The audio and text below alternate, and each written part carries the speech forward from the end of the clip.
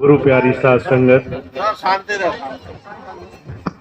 Mobile ना खोले, mobile बंद करो। दूर दूर से आए भाई बहनों, बहुत ही सुंदर समय है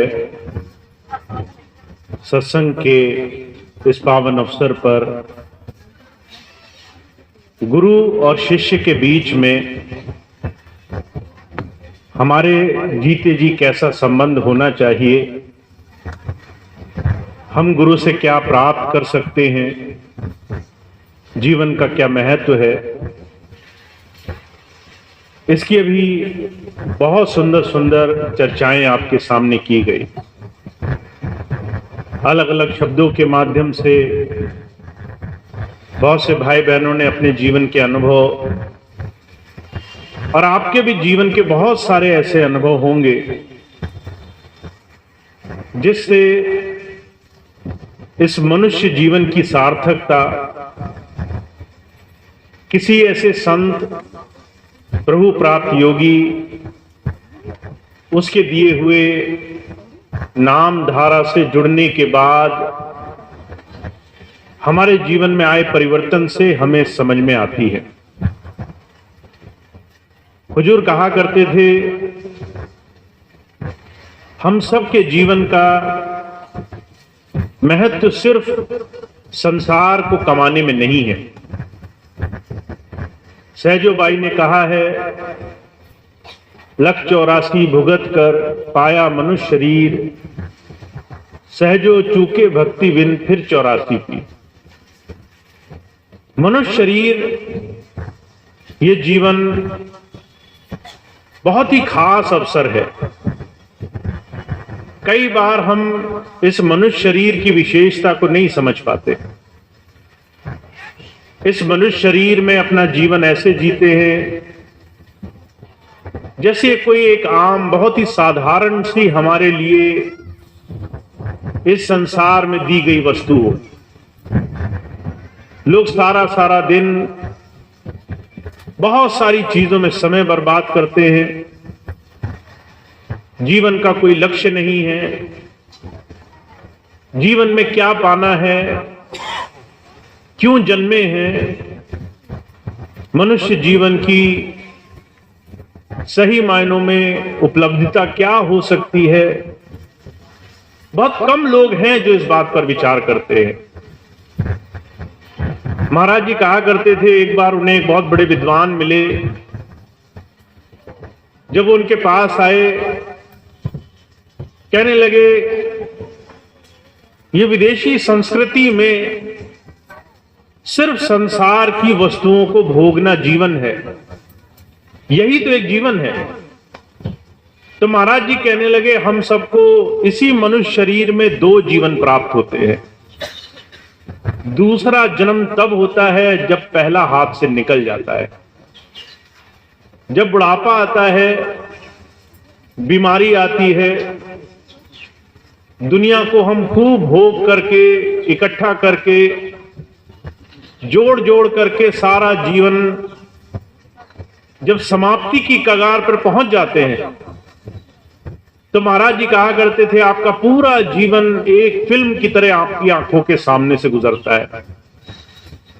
आपने क्या कमाया, क्या रह जाएगा, उस वक्त आपको दूसरे जन्म का एहसास होगा कि मैंने इस जीवन में कुछ नहीं किया, हे प्रभु मुझे एक जीवन और दो, तो इस जीवन को दूसरे तरीके से जीऊंगा। इस जीवन में इस दुनिया की चीजों से ज्यादा किसी चीज की कमाई करूंगा। हुजूर कहा करते थे, मनुष्य जीवन हमारे लिए आज भ्रम, भूल, एक धोखे का बहुत बड़ा कारण है। और जिस दिन हमें एहसास होता है कि हमें जाना पड़ेगा, इस मनुष्य जीवन को, इसके महत्व को हम खोजने लग जाते हैं। पर जब हमें उस समय, उस आखिरी घड़ी इस चीज का एहसास हो कि जीवन खाली चला गया, उस वक्त ना हमारे पास शक्ति है, ना ऊर्जा है, ना समय है, कि हम अपने इस जीवन के जिए हुए क्षणों को वापस कर सकें, अपने समय का कुछ सदुपयोग कर सकें, जीवन में इस जीवन के स्रोत की खोज कर सकें। ये बात जिसे अपने समय रहते जीते जी समझ में आ गई है, वो अपने जीवन को किसी और तरीके से जीने का काम करता है। गीता में भगवान श्री कृष्ण ने कहा है, इस मनुष्य शरीर में आप भोग भी भोग सकते हो और योग भी कमा सकते हो। दुनिया की सारी जिम्मेदारियां शरीर की, स्वास्थ्य की, घर की, परिवार की, ये करना हमारे लिए जीवन में एक बहुत बड़ी जरूरत है। कोई इससे भाग नहीं सकता। पर इसको करते करते अगर आपने उस प्रभु की खोज का साधन सीखा है, उस प्रभु से जुड़ने के लिए जीवन में आत्म तत्व के साथ जुड़ने का तरीका किसी संत के साथ बैठ करके सीख लिया है, तो आप अपने जीवन में दोनों काम साथ साथ कर पाओगे। एक तरफ संसार की जिम्मेदारियां पूरी करना है, शरीर और मन से जुड़े हुए दुनिया के भोग भोगने हैं, उन तमाम कर्मों का जीते जी यहीं पर निस्तारा करना है। वहीं अपनी आत्मा को अपनी अंतर की आंखों से देख लेना है, अंतरात्म दर्शन का रास्ता पा लेना है। इन दोनों चीजों को जो साथ मिलाकर चल पाया है, उसका मनुष्य जीवन सार्थक है। पर आज जब हम अपने जीवन को बहुत गंभीरता से, बड़ी गूढ़ता से समझने की कोशिश करें, तो हमें एहसास होगा कि हम अपने जीवन में बहुत सारा समय भोग में लगा रहे हैं, पर हमारे जीवन का एक रत्ती भर भी समय उस प्रभु धारा से जुड़ने के लिए हम देने को तैयार नहीं हैं। अगर विश्वास ना हो तो आप अपने किसी भी दिन की दिनचर्या उठाकर देख लीजिए।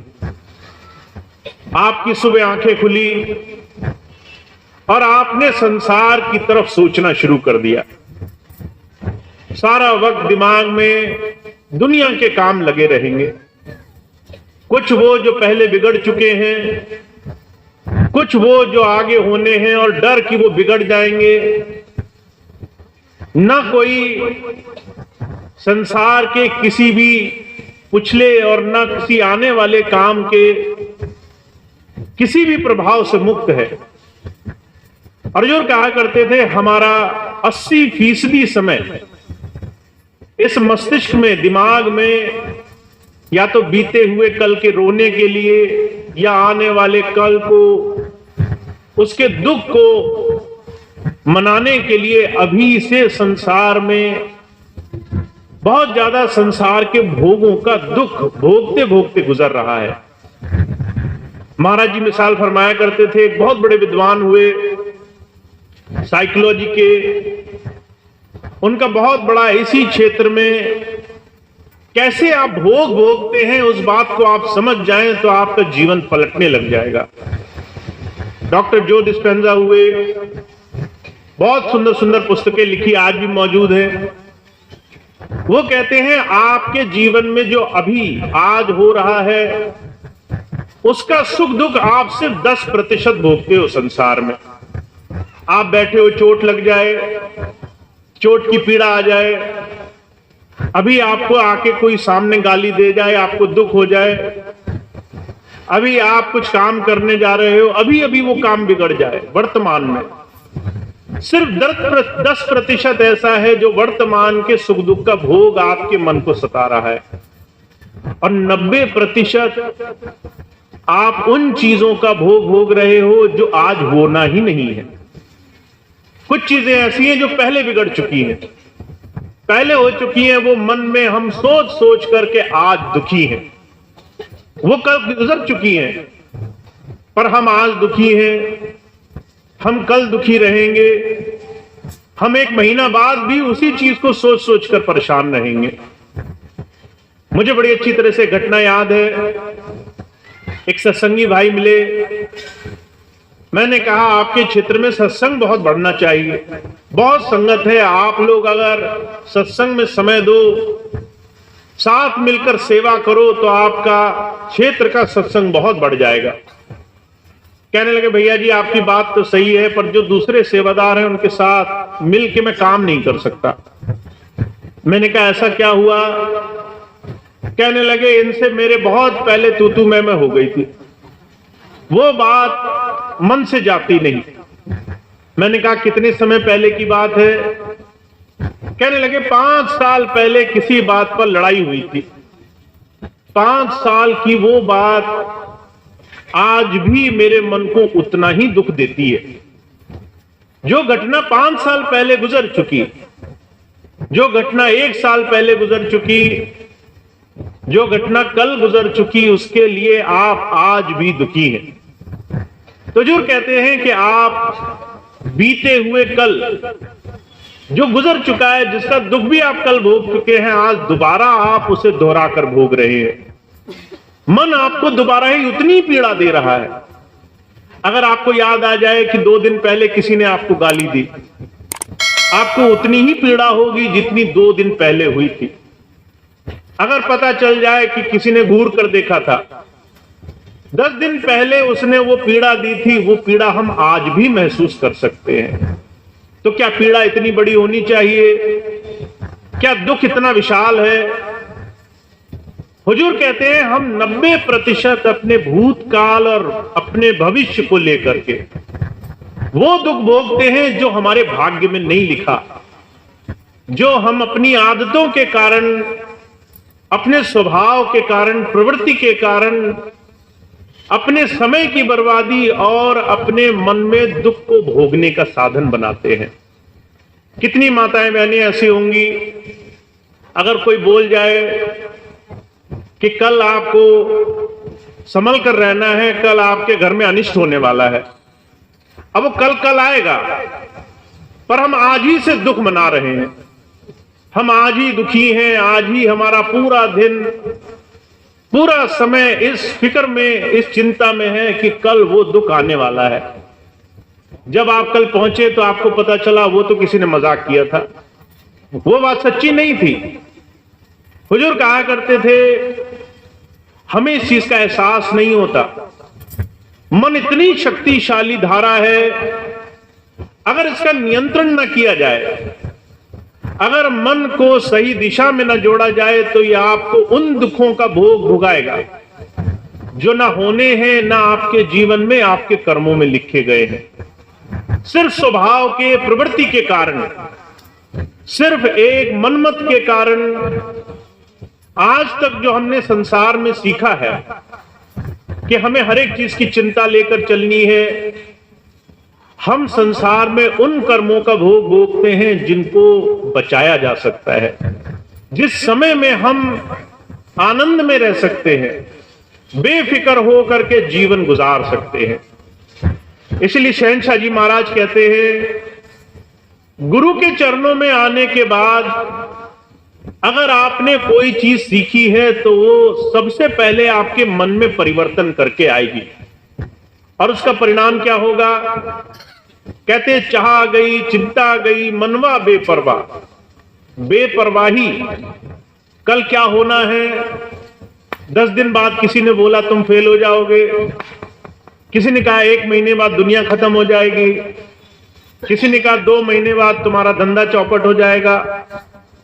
इसमें बेफिक्र होना कि हमारा मालिक, हमारा प्रभु, वो गुरु सत्ता हमारी देख रेख कर रही है, हमें कोई फिक्र नहीं है, हम अचिंत हैं, हम चिंताओं से मुक्त हैं। हमें क्यों चिंता करनी जब चिंता करने वाला मौजूद है? महाराज जी कहा करते थे इस बात को समझना है तो किसी अबोध बालक, छोटे बच्चे को देखिए आप, 3-4 साल का बच्चा है, माता पर ऐसा भरोसा होता है उसे, वो किसी चीज की चिंता नहीं करता। सामने पहलवान जैसा आदमी आ जाए तो वहां भी लात मार कर आता है। कि मुझे चिंता ही नहीं, मेरी माँ सब संभाल लेगी, मेरे पिता सब संभाल लेंगे। अगर उसको किसी से लड़ना पड़े, झगड़ना पड़े, वो छोटा सा बच्चा बिना किसी सोच समझ करके बेपरवाही में जीवन जीता है।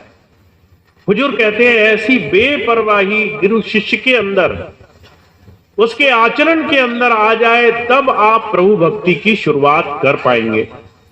तो सबसे पहले अपने आचरण को बदलना है। गुरु जब हमारे जीवन में हमें नाम देता है तो वो इसलिए नहीं देता कि आपको सिर्फ आंखें मूंद करके सिर्फ अंतर ही ध्यान करना है। वो कहता है आपको अपने मन के स्वभाव को गुरु के चरणों में समर्पित करके अपने आचरण को भी बदलना है, ताकि आपके अंदर बेफिक्री आ जाए, निश्चिंतता आ जाए, अभय पद आ जाए, आपका डर समाप्त हो जाए। डर तब तक है जब तक आपको ये लगे कि कोई आपका बुरा कर सकता है। अगर आपको ये पहले से पता हो कि आपका डर दूर करने वाला मौजूद है, अगर आपको पहले पता हो कि आपके दुनिया के सारे सुख दुख, सारे कर्म भोग, जीवन की सारी चीजें सिर्फ उस प्रभु की दया से होकर आ रही है, अगर अच्छा जीवन गुजर रहा है तो उसमें भी कोई पुराना कर्म है जो गुरु हमें कटा देना चाहता है। आपके जीवन में अच्छा हो गया, आप खुश हो गए, पर क्या वो खुशी हमेशा बनी रहेगी? बहुत से लोग बहुत खुश होते हैं जब बच्चा पैदा होता है कि हमारे यहां बच्चा पैदा हो रहा है, पर क्या उतने ही उत्साह से आप सारा जीवन बने रहते हैं? दिन, 10 दिन, महीना, 1 महीना, 2 महीना। हुजूर कहा करते थे हर एक सुख की एक सीमा है, हर एक दुख की एक सीमा है, और सुख और दुख आते हैं कारण से। आपके जीवन में आपको सुख में और दुख में आप कैसे उस मालिक को याद कर सकोगे, कैसे निर्भय रह सकोगे, कैसे कर्मों के भोग को काट करके जीवन में अपने रास्ते पर चलते रह सकोगे, ये बात आपके जीवन में आ जाए। मैं कुछ दिन पहले देहरादून में एक बहन से मिला, बहुत छोटी, पर उसने स्वामी जी से नाम लिया। उसके माता पिता उसे सत्संग में ले जाया करते थे, बहुत सत्संग सुने उसने। और छोटा बच्चा अगर बचपन से ही ये संस्कार पा ले कि आपके जीवन में आपको हर एक चीज से डरना है या निडर रहना है, ये संस्कार अगर उसके जीवन में बचपन से ही हृदय में बैठ जाए तो फिर बाद में भी वो काम आता है। अब हम अगर अपने बच्चों को बार बार ये कहें कि तुम्हारे जीवन में पता नहीं क्या होगा, तो वो बहुत घबराहट में, चिंताओं में, परेशानियों में बड़े होते हैं। वो माता बहन थी, जब भी कोई परेशानी होती तो स्वामी जी के पास ले जाती, अपने बच्चों को कहती स्वामी जी ये बहुत परेशान रहती है, कुछ दया करो। स्वामी जी कहते चिंता मत करना। ऐसे विश्वास आचरण से उसने अपने जीवन में बचपना काटा। जब स्वामी जी चले गए, कुछ दिन बाद उसकी शादी हो गई देहरादून में। शादी हुई राधा स्वामी सत्संग परिवार में, तो सत्संग मिल गया, गुरु की तरफ जाने वाले लोग मिल गए, पर जो है उसको हमेशा ये परेशानी रही कि जब भी डर आता था तो वो परिवार जिसमें उसकी शादी हुई, वो डर के मारे तरह तरह के साधन किया करते थे। जब आपको डर सताने लगे, भय सताने लगे कि न जाने मेरा क्या होगा, और विश्वास अडिग ना हो अपने प्रभु में, तो आपसे कोई कुछ भी करा सकता है। आपसे कोई कंठी माला फिरवा सकता है, आपसे कोई यज्ञ करा सकता है, आपसे कोई तीर्थ करा सकता है, सारी दुनिया के 1000 चक्कर लगवा सकता है, आपसे जितने बड़े से बड़े कर्म हो सके करा सकता है, क्योंकि आपका भय आपके अंदर बना हुआ है। अब वो कहने लगी सत्संगी परिवार है, सब अच्छा है, पर जब कुछ बुरा होता है तो बहुत कर्म में लग जाते हैं ये लोग। मैं इनको बहुत समझाने की कोशिश करती हूँ कि तुम नामदानी हो, गुरु के साथ जुड़े हो, भरोसा बना के रखो, पर इन्हें समझ में नहीं आता। वो आई, कहने लगी भैया जी मेरा विश्वास पूरा है, मैं बस ये चाहती हूं ये सत्संगी हैं, इनके अंदर भी वैसा ही भरोसा, वैसा ही विश्वास अपने गुरु पे बन जाए। जिस विश्वास के लिए हम गुरु के पास गए हैं वो विश्वास बन जाए। ताकि जीवन और आचरण में हम ये समझ लें कि आपके सुख और दुख दोनों ही किसी एक खास प्रयोजन के लिए हैं आपके जीवन में। दुखों से और सुखों से दोनों आप सीखेंगे और वो दोनों ही चीजें एक समय के बाद समाप्त भी हो जाएंगे। लोगों की चोट लगती है, ठीक हो जाती है, रोग लगते हैं, ठीक हो जाते हैं, सुख आता है, वो भी नहीं रहता। पर ये दोनों ही और सुख दुख के बीच में जिसे ये बात समझ में आ गई कि गुरु के नाम का सच्चा साथ हमें अंतर उस धारा से जोड़ करके रखना है, तो हमारे जीवन में हमारे सारे काम भक्ति में बदल जाएंगे। इसलिए कबीर साहब क्या कहते हैं कि हर एक वो इंसान जो सिर्फ दुख में उस मालिक को याद कर रहा है, वो अपने जीवन में जब सुख आता है तो वो जितनी भक्ति उसने कमाई वो सारी उसी क्षण उसकी खत्म हो जाती है। तो कहते हैं कि दुख में सुमिरन सब करे, सुख में करे न कोई, जो सुख में सुमिरन करे तो दुख काहे को होए। आपके जीवन में सुख और दुख दोनों ही प्रभु की कृपा, अपने गुरु की याद, उसके ध्यान में लगने का एक साधन होना चाहिए, क्योंकि वही साधन जो आपने अपने जीवन में आचरण में कमाया है वो आपके बाहरी जीवन और आंतरिक जीवन को आगे बढ़ाने में कामयाब होगा। तो आप बहुत भाग्यशाली हैं। यहां बहुत से लोग ऐसे हैं जिन्होंने स्वामी जी से नाम लिया है, नामधारी हैं, नाम धारा को जानते हैं, समझते हैं नाम कैसे कमाया जाता है, नाम कमाने के पीछे कारण क्या है। मैं आपको एक चीज बता दूं, गुरु इसलिए नाम नहीं देता कि आपको बहुत भजनानंदी बनना है। वो ये नहीं कहते कि आप 100 घंटे बैठ के ध्यान करो, उन्हें आपको साधु नहीं बनाना। संत आते हैं आपको जोड़ने के लिए, और जोड़ने का हर एक वो साधन जो आपको आपके जीवन में कारगर लगे, जिसमें आप अपने हर एक तरह के साधनों में जुड़ने की प्रक्रिया में लगे रहें, वो साधन आपके लिए उतना ही कामयाब है जितना आपके लिए भक्ति करना कामयाब है, ध्यान साधना करना कामयाब है। तो जो कहा करते थे साधन से मत डरो, साधन सिर्फ जरिया है। कभी संत आते हैं कहते सेवा करो, कभी आते हैं कहते हैं सत्संग करो, कभी आते हैं कहते हैं कि नाम जपो, सिमरन करो। तरह तरह के साधन सिर्फ जोड़ने के लिए है, और हर एक वो साधन जो आपको जोड़े, जो आपको अंदर उस प्रभु धारा के साथ जोड़ने के लिए हर रोज आपके जीवन में काम करेगा, वो आपको अंतर और बाहर दोनों ही रूप में जीवन को सार्थक करने का रास्ता बना देगा। तो बहुत से भाग्यशाली भाई बहन यहाँ हैं, नाम धारा से जुड़े हैं, बाहरी जीवन में खूब मेहनत प्रयास कर रहे हैं, साथ साथ गुरु की याद, नाम सिमरन, ध्यान साधना भी जोड़ लो। दोनों चीजें साथ लेकर चलो। अगर एक चीज खूब करी और दूसरी चीज नहीं करी तो आखिरी वक्त में एक का पल्ला भारी होगा, आपको कष्ट होंगे। और स्वामी जी कहा करते थे ले जाना तो मुझे सबको है, पर कोई गोद में बैठ कर जाता है, किसी को खींच कर ले जाया जाता है। निर्णय इस बात का है कि तुम किस तरीके से जाना पसंद करोगे। तो अगर हमें सुख में, आनंद में, खुशी में, गुरु की याद में जीवन आसानी से काटना है तो उसके लिए हमें दोनों चीजें साथ लेकर चलनी है। आप खूब जीवन के सारे काम करो, हर तरह से जीवन में हर एक कर्म को, हर एक जिम्मेदारी को पूरा करो, अच्छे से अच्छा पूरा करो। साथ में कुछ समय अपने जीवन को अपने आत्म तत्व से जोड़ने के लिए भी लगाया करो। सिमरन किया करो, सत्संग किया करो। अगर भजन सिमरन के लिए समय निकाल सको तो नियमित भाव से समय निकाला करो, क्योंकि ये वो रास्ता है जो आपके दुनिया के इस भूल भुलावे में गुरु धारा से आपको जोड़ कर रखेगा, आपको हमेशा उसकी कृपा का पात्र बनाकर रखेगा। तो पहली चीज तो ये, जो पहले से जुड़े हैं उन्हें खूब खूब दोनों चीजें साध कर रखनी है।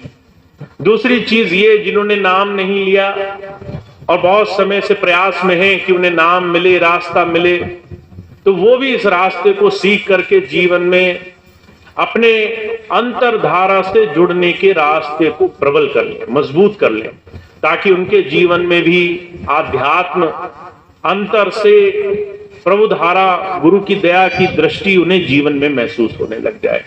तो स्वामी जी ने ये बात खुले हाथों सारी संगत को दी है और आप सब लोग ने जीवन पर्यंत उसका लाभ भी उठाया है। जो भाई बहन नहीं नए हैं, अभी तक नाम से नहीं जुड़े, उनके लिए मौका है कि वो अपने जीवन में इस साधना के तरीके को सीख करके जीवन में साधना पे भी थोड़ा समय लगा सकते हैं। तो इतनी बात कह के मैं अपनी बात समाप्त करूंगा कि जीवन है तो बहुत अनमोल, पर मोल इसका तब है जब हमें ये ध्यान रहे कि ये अगर गुजर गया तो हमारे हाथ कुछ लगेगा नहीं। इसीलिए हर रोज इस जीवन को सिर्फ भोग की तरह मत देखो। हर एक चीज कमाने, पाने, खाने, हर एक चीज सुख की नजर से मत देखो।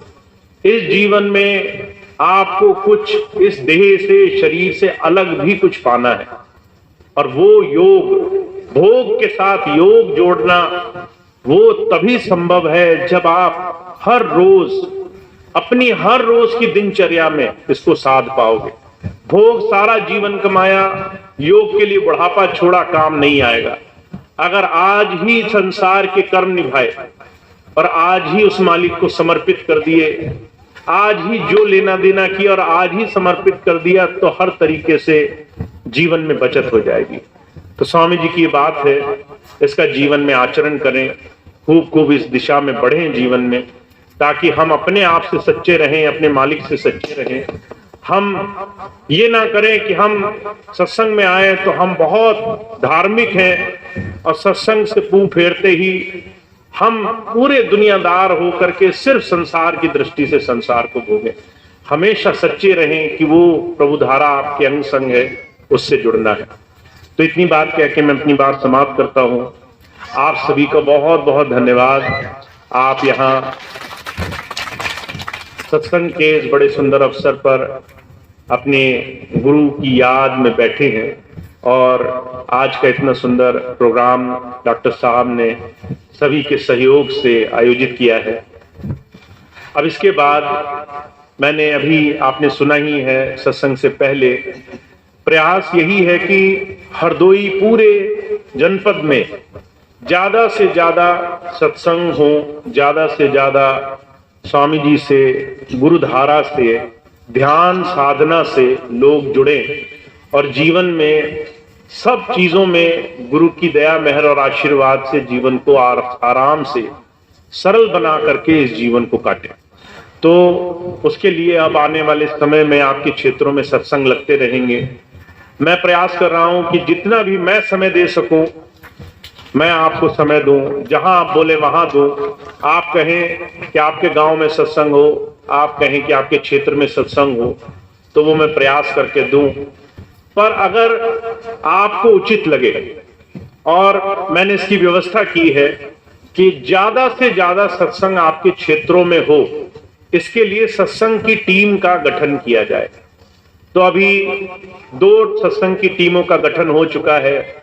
एक जो हरदोई शाहजहांपुर से पूर्वांचल तक सत्संग का कार्यभार संभालते हैं, दूसरी टीम का गठन हुआ है जो शाहजहांपुर से पूरा पश्चिम के क्षेत्रों में मेरठ, मुजफ्फरनगर, शामली जो स्वामी जी का जन्म स्थान है, और आगे पंजाब तक, उधर का कार्यभार सत्संग का संभाले, ज्यादा से ज्यादा सत्संग हो। तो जो भी भाई बहन सत्संग अपने क्षेत्रों में, गांव में कराना चाहें, तो यहाँ पर मास्टर साहब हैं, मास्टर अनिल वर्मा जी, डॉक्टर साहब हैं, डॉक्टर आनंद, उनके माध्यम से वो सत्संग की टीम से ये अनुरोध कर सकते हैं कि आप हमारे यहाँ, हमारे क्षेत्र, हमारे गांव में सत्संग आप करें, ताकि संगत खूब प्रेम प्यार से जुड़े। तो हमारे नन्हेलाल दादा यहाँ पे आए हुए हैं, आज सत्संग टीम से हैं, और आपके पूरे जनपद में जितने भी अलग अलग क्षेत्र से क्षेत्राधिकारी, सत्संग इंचार्ज मौजूद हैं, वो खूब खूब सत्संग कराएं। तो उसके लिए एक आयोजन ये भी है कि आप सत्संग टीम से संपर्क कर सकते हैं। तो आज यहाँ पर डॉक्टर आनंद जी, डॉक्टर अपने मास्टर साहब अनिल वर्मा जी, उनके माध्यम से आप अपने गांव में, क्षेत्रों में जितने भी चाहें सत्संग लगा सकते हैं। वो सब पूरा प्रयास करेंगे, सत्संग जारी रहे। आज का ये कार्यक्रम समाप्त होगा। प्रसाद लंगर की व्यवस्था है। सभी भाई बहन नामदान जो लेने के इच्छुक होंगे वो पहले नामदान के लिए बैठ जाएंगे, प्रसाद बाद में लेंगे। बाकी सभी भाई बहन लंगर प्रसाद छकेंगे, उनको आगे पूरी व्यवस्था